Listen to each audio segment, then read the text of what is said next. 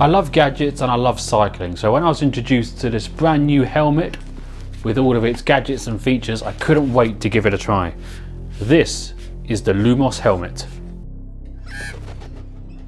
So as a matter of full disclosure, I was sent this brand new helmet by Lumos to give it a try and give you my honest review. So here we go.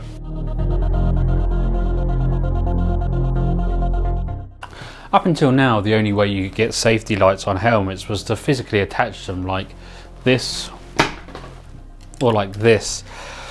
But the Lumos is different. It comes complete with integrated LEDs at the front and at the back, and it also has a turn signal indication to inform other road users of your intentions. Finally, there's a feature that can show you a solid brake light to indicate when you're slowing down. With all of these features and all of this promise, let's have a look to see whether the Lumos helmet can really deliver. As mentioned, this helmet has some pretty impressive features, but at its core is a standard cycling helmet. It conforms to all the relevant safety standards you would expect and has a very sleek and streamlined look about it. It's also got a nice textured feel, and the controls to operate are pretty simple with a single button here at the back. Now, one point of annoyance with the design is the charging cable. I'm a fan of carrying as few cables as possible, and the idea of having to carry another proprietary cable to charge up this and the accompanying control unit, which you need to have with this helmet, didn't really excite me.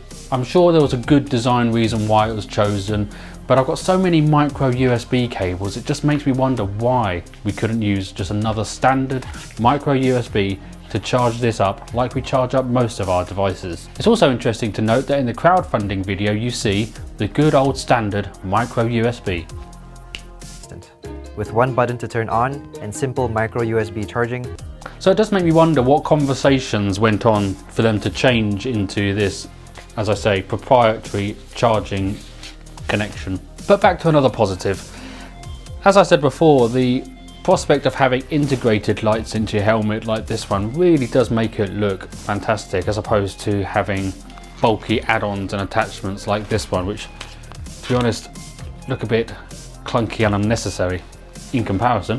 And while I did complain about having to have another attachment to charge up this helmet, at least it's only one connection to charge up both your front and your back lights, which is an advantage. Anyway, let's have a closer look at some of these features. Obviously, the main selling point of this helmet is the fact that you've now got your safety lights integrated into the actual fabric of the helmet, which is great. No more need for those bulky add-ons and extra lights that you have to strap onto your helmet. But this helmet does some other things as well. You have this central control unit which mounts to your handlebar, and from that comes these two turn buttons. Once you press them, that controls the helmet, and then you get these pretty cool flashing turn signals. I have to say, it would be really nice to have a spotlight on top of the helmet as well as these integrated safety lights. I do a lot of cycling in the dark, and especially in places where they haven't got street lights. So for me, it's important not only to be seen, but also to see where I'm going. But there's plenty of vents here which you can put straps through to attach your own spotlight or your GoPro camera or anything else that you want to attach to it. So it's definitely clearly an advantage over having external lights purely for being seen. Now, the one thing obviously you can't do on conventional helmets is have a Bluetooth controlled turn signal indicator, which is pretty cool. I love this idea. I even have turn signal gloves. Now, the way it works is really simple. Once you've paired your central control unit to the helmet, which is a really easy process, all you do is mount the central control unit to your bicycle, which then has two separate left and right buttons to attach closer to your hands on the handlebar. Then you simply approach any turn, press the button, that sends a signal to the helmet, and the corresponding indicator starts flashing, as well as an audible bleep. Now, in the app I'm going to show you later, you can even change the frequency of these bleeps. I love this feature, but I don't think it's quite at the stage yet where you can replace the good old hand signal. Not because it doesn't work. During my testing periods, I found no communication errors between the handlebars and the helmet, but perhaps because road users might not necessarily know what these flashing lights actually mean. having done some tests and speaking to some friends, they still think it's so new that some people might not necessarily understand that you're actually indicating your direction. But that's just a problem with time. As more and more people begin to get helmets like this, then hopefully road users start to expect to see your indication on your helmet as opposed to just using your hand signals. Now, another cool feature which perhaps road users need a bit more exposure and understanding of is the brake light feature. When the central unit on your handlebars detects that it's slowing down, it activates a solid red light at the back of the helmet. Again, it's something I like, but again, it's something that drivers need to see more of to fully understand what's going on. Throughout my testing, I found this helmet easy to use, both in the conventional sense of comfort and wearing the helmet, but also its features, right the way from the basic through to the advanced features that I showed you earlier. Similarly, the Bluetooth pairing process to pair not only the helmet to the central control unit, but also to the accompanying app. Once it was set up, I found no problems after that, so I didn't have to do any of this repairing that you sometimes have to do. Also, on that note of communication, I found no problems with the central control unit having to communicate with the helmet. So once I pressed the left or the right signal, I was always confident that I'll get the relevant signal flashing on the helmet.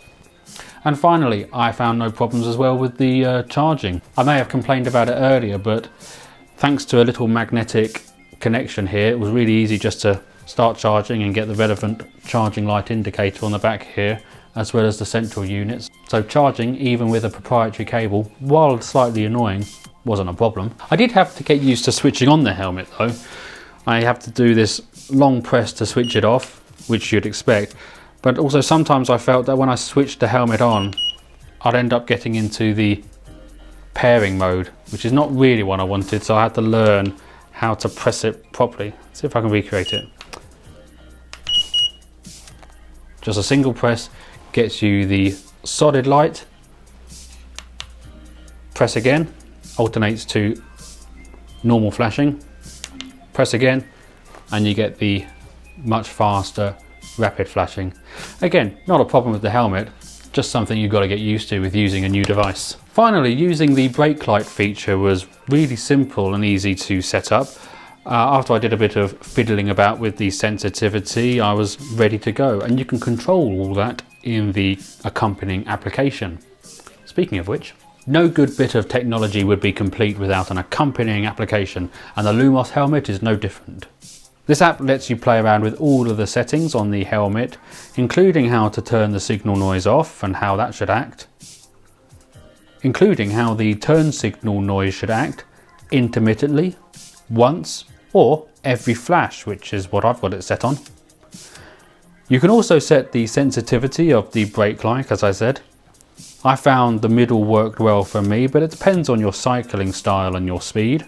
You can even update your cycling helmet, which is a pretty novel concept. But it does show commitment on their part to its future development and improvement. One feature I really liked was the ability to see the battery level of your helmet and of your control unit. No more guessing at the power level of your safety equipment before you set out on a ride, which is awesome.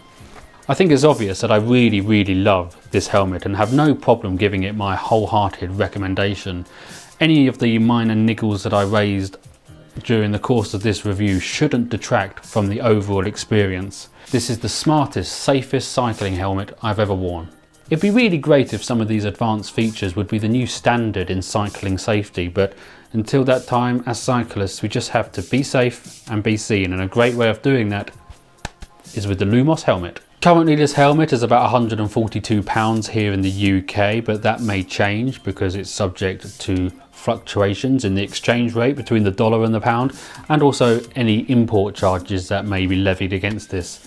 To find out more, you can just go to their website over at lumoshelmet.co. And I'm Adam Roxby. To find out more information about me, just go over to my website, adamroxby.co.uk. I hope you enjoyed this video, and I look forward to seeing you in the next one.